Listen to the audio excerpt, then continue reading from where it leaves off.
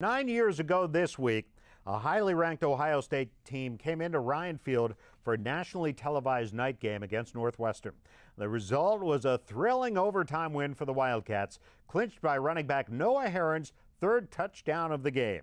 Recently, Noah sat down with Rob Coons to look back at that unforgettable night. I got in trouble that week for saying some things just like, hey, they're just Ohio State. They're like any other guys. I just felt that no matter who was on the other side, it didn't matter to me. I was going to have a good game and I was going to play hard. You know, when you got a team like that coming into your own house, it's like you got to do everything you can to make sure that they don't leave with a win. Touchdown, Noah Herron! 14 yards, and the Wildcats take the lead.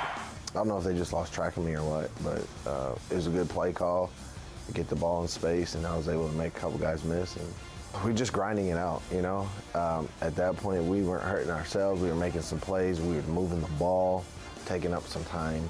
Touchdown, Mark Milmore! I think psychologically that has a wear on the defense, you know. Feeling like, hey, we're this great big Ohio State team.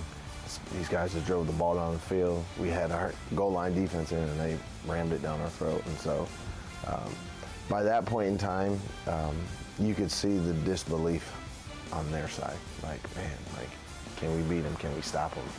When you punch somebody in the mouth, you got to be ready for them to punch back, and they did. Swift, touchdown, Ohio State! We have overtime, folks. We knew we were getting the ball last, and you know we need our defense to make a big stop, and they did. No good! We ran power right down there at the goal line. Bazinet under center. Brett gives Herron up the middle. The Wildcats win! The Wildcats win! It almost didn't seem real. It was like, wait, is there they throw a flag? Is there you know what I mean? It seemed like nobody was there. And so kind of look around and they're like, wait, they blow the whistle? Flag? No. Touchdown.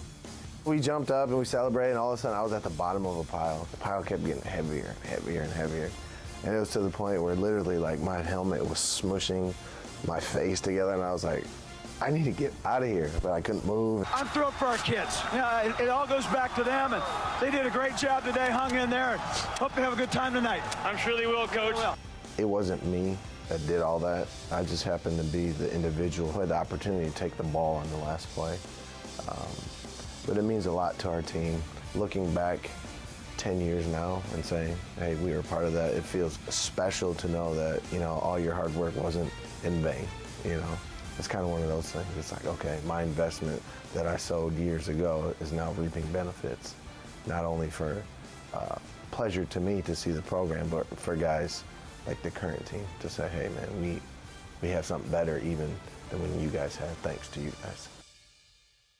Great memories. Coach, you were an assistant on Randy Walker's staff during the 04 season. What do you remember about that night? Well, I think Noah summed it up perfectly. You know, we got off to a great start offensively, and we had to hang on a little bit there defensively. They came back, storming back in the fourth quarter, and just what a great team win. We had big plays in all three phases, and an electric atmosphere, and a lot of fun. One of those great memories of Coach Walk that we'll never forget. I'm sure it's going to be just as electric this Saturday night at Ryan Field.